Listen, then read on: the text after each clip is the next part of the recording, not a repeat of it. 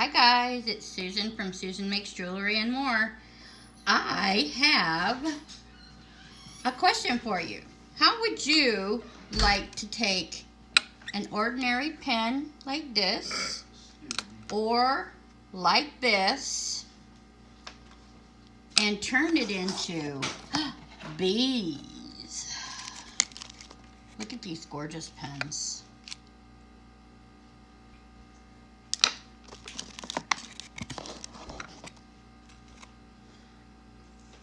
How gorgeous are these pens? They turned out so pretty.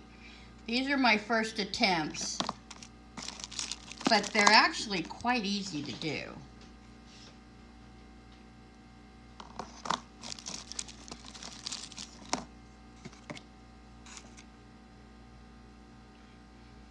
They're pretty. Anyway, you actually start out with your pens, and I take the ink out of them because when you bake them, you just need to bake this part because the ink part will melt and then you'll have ink all over the place. So you don't want to have those in there. Then what you're going to do is you're going to, I dropped my clay. You're going to take your scrap clay and roll it out real thin because what you're going to want is something for your designs to adhere to. They're not going to do so well with this. Plus you want to cover this port up. So what I did was I just took some scrap clay together and mixed them up. I think I had red and a little bit of pearl and some white and just kind of put it all together, and it made this real pretty shade of pink, but it also has some sparkle to it. And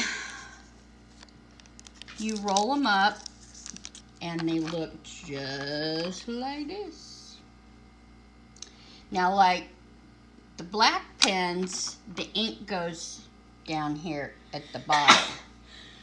But the blue pens I have, the ink goes through the top.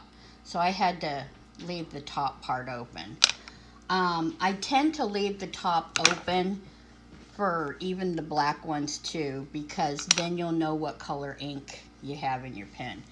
But the nice thing is that when you get these all done, all you have to do is just take the ink out of the pen, and then you have a refillable pen.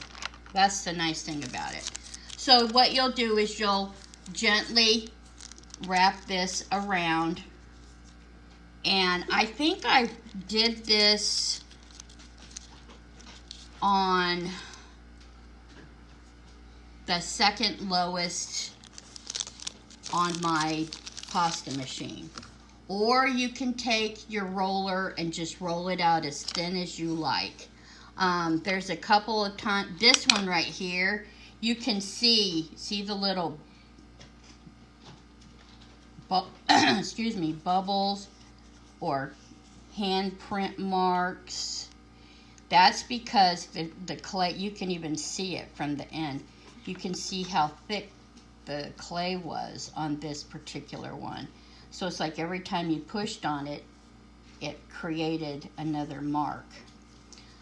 Well, fortunately enough, I'll be covering all of these up. And what I do is, if you haven't seen any tutorials on how to make canes, there are tons of them out there. You can go on Polymer Clay TV on YouTube. You can go to Jessima Tutorials, Turtle Soup, and those are all on YouTube. Those three are the ones I would recommend the most because I've watched them many times. So what I do is when I get my canes, I kind of already pre-cut them on some of them.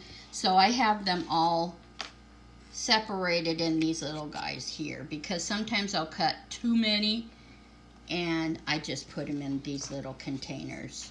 And then they're closed up so that they're not real messed up. But I made all of these canes. Some of them are failures and some of them are not. So like these did not turn out. Those kinda did, not so much.